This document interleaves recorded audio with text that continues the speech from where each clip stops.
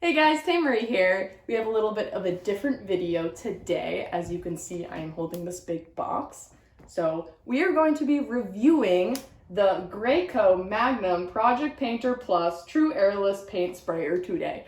That's a mouthful. And we got it specifically for painting our kitchen cabinets. We are in the middle of a kitchen remodel right now. So with that said, let's open it.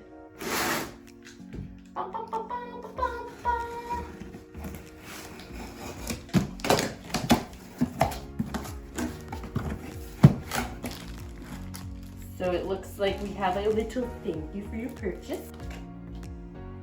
Some instructions. It's actually really nice. It's like laminated. So it looks like we have our hose. I've never used one of these before, so I don't really know what the stuff is. So if you don't either, we're gonna learn together. It looks like this is our little pump. Comes with, I think it comes with one tip. Yeah. So these are the parts that we have. So let's look at how we put this together now. Okay guys, I'm just gonna quickly walk you through the setup and the startup process.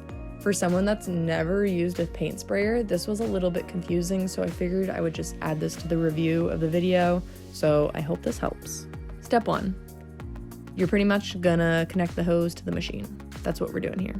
Just remove that red cap and put the hose on. And if the hose needs to be connected to the gun, do that. Step 2. Engage the trigger lock. This kind of looks like a safety on a gun. You just want to make sure that's on, that way you don't just spray it by accident, because I mean, this thing's got some pressure behind it. So make sure that safety's on, and then you just want to make sure everything's nice and tight on the gun. So that orange part that you see, that is the spray tip guard, and then inside of that is the spray tip. So you just want to make sure that the spray tip is fully inserted into the guard and that the guard is nice and secure on the gun. I hope that makes sense.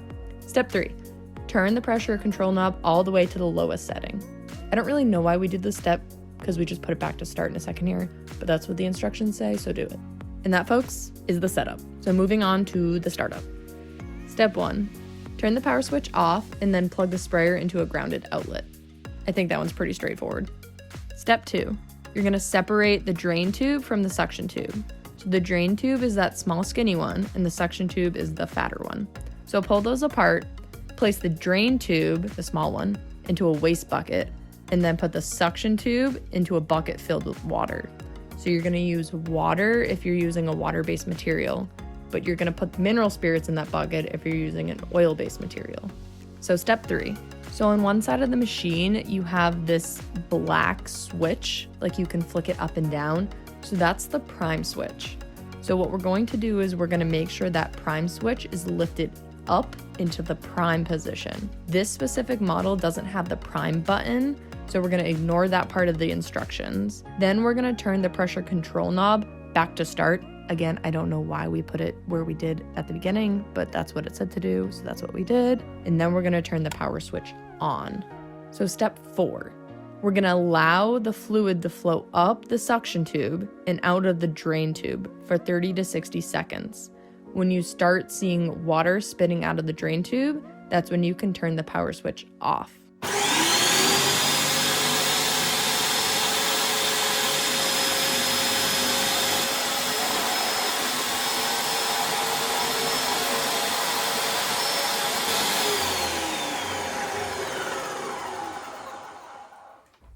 So you can see here that we had a little bit of drainage. So if that happens to you, just take a pair of pliers or a wrench and just tighten this nut up a little bit. There we go. So now I'm just gonna run that for a couple more seconds to see if we have any leaking here.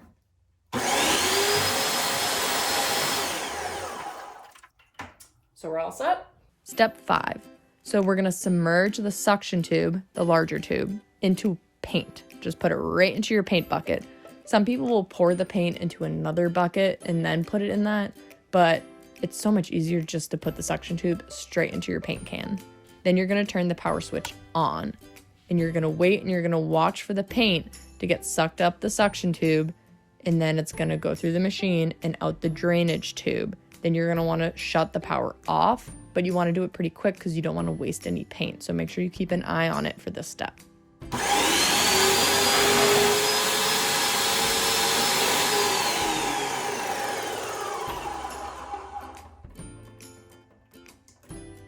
Step 6. So we're gonna rotate the spray tip to the unclog position. So that little black part that is on the orange part can rotate. So when the arrow's facing forward, that is the spray position. And when it's facing backwards, that's the unclog position. So for this part, we want it on the unclog position. Then you're gonna disengage the trigger lock. So turn the safety off. You're gonna point the gun into the waste bucket and you're gonna pull and hold the trigger. Then you're gonna lower the prime switch to the spray position. So you're gonna flick that black switch down and then you're gonna turn the power on. Step 7. When paint comes out of the gun, release the trigger. Engage the trigger lock, so put that safety back on, and then transfer the drain tube, the small tube, into the paint pail with the suction tube. And then you're gonna connect them again just to make sure no one's jumping out of the paint bucket. Then you're gonna wanna put that spray tip back to the spray position because we had it in the unclog position. And then you're ready to start spraying.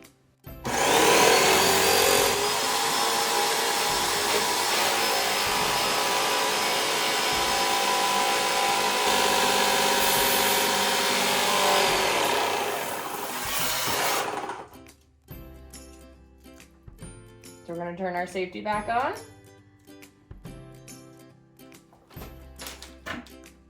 We're gonna take our drainage tube, we're gonna put it into the paint, and now we're just gonna connect it right to our clips. And all that's left now is you're gonna turn this to the spray position, and you're good to start spraying. Now that the setup is complete, let's jump right into the review of this product. I'm gonna break this up into 7 simple sections. We're gonna talk about cost, mess and waste, beginner friendliness, time, storage and portableness, startup cleanup, and the results. Okay, so for cost. We bought this paint sprayer for $230 from Walmart. I believe Amazon's price was pretty on par with Walmart's, but we decided to go with Walmart just in case we needed to return it for any reason. But you really can't beat $230 for an airless paint sprayer. It's one of the best priced on the entire market. There are definitely cheaper options out there that are not airless paint sprayers that I'm sure would give you great results, but we just kept getting recommendations to spend the extra money on an airless paint sprayer, which is why we ended up with the Project Painter Plus. So for waste and mess, this paint sprayer has a lot of overspray. Both the room and our clothes were covered in a fine mist of paint, but we were also painting in a very small confined space, so that might be why that was happening. But the overspray was actually less of the issue. It was more so the fact that all of that overspray was wasted paint.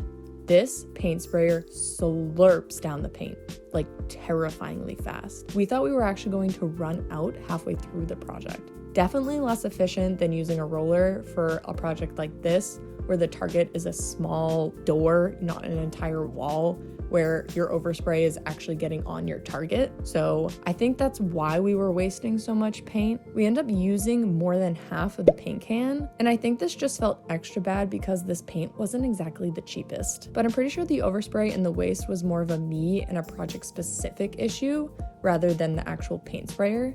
But regardless, be prepared to blow through paint and have extra paint on hand because it's a known fact that sprayers just use more paint than rollers and brushes.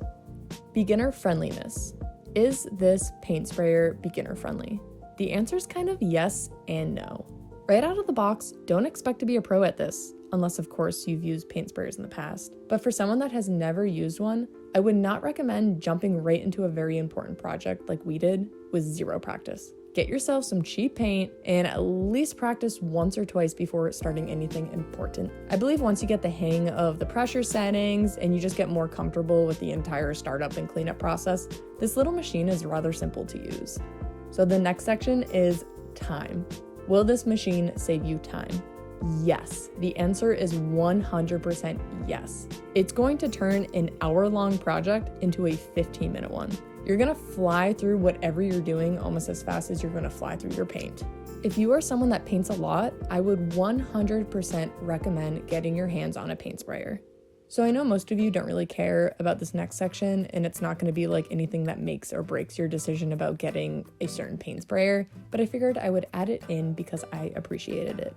But the next section is storage and portableness. So this machine is great at this. The machine itself is really small and it only weighs 15 pounds. That and the little stand that the pump actually sits on has little organizers to hold your hose, your power cord, the gun. All of that's really nice for storage purposes and just to keep everything together and organized. Now we're going to talk about the startup and the cleanup. So I already showed you the setup and the startup, which are pretty straightforward. They're a little step heavy, but after you do it once, it's really not as complex as the instructions make it sound. You want to do this startup process each time you use the machine to flush out any of the storage fluid that's in the tubing or any of the dried paint that's been hanging out in the tubing from a previous project. As for the cleanup, this model comes with the power flush valve that you can attach to any garden hose, which simplifies and speeds up the cleaning process dramatically. So now for the results. So this one's a little tricky for me to judge, especially since this is the first paint sprayer I've ever used, so I don't really have anything to compare it to, but I think it would be unfair for me to say that the results were disappointing, since I'm pretty confident we got the results we did due to my inexperience with the actual machine. Each door that I sprayed got progressively better and better.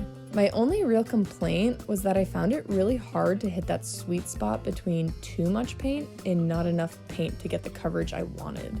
I'll show you what I mean here. There isn't enough paint in some spots, yet there's way too much paint in other spots, which is causing that dripping. Also, one of the main reasons we wanted to spray these cabinet doors rather than roll them was because we thought it would be easier to get paint into all the grooves on the door with the sprayer. Yet, funny enough, many of the doors still had the primer showing on those spots, so I don't really know what I did wrong here, but that was definitely something I found a little disappointing. Yet, not all the doors turned out this way, leading me to believe yet again this was my fault and not the sprayers. It just reinforces the importance of taking a minute to practice with this machine before starting your project. I think most of the issues we faced were from my technique, or should I say lack thereof. You have to move the paint sprayer really fast over the surface. I definitely started way too slow, hence the heavy buildup of paint on the first few doors I painted, but some doors came out beautifully with an almost factory finished look. If I can achieve that look next time, this paint sprayer is the golden ticket. So to sum up this whole review, would I recommend or buy this product again? I would have to say yes, I would. I don't think you can really beat the price when it comes to an airless paint sprayer. The quality of the actual product seems like something that will last a long time as long as you take care of it. And I think that anyone could use this product and get great results after a little bit of practice. Just remember, you're probably not going to be a pro at this right out of the box, but that's kind of to be expected. So for the moment you've all been waiting for, right? I'm just kidding.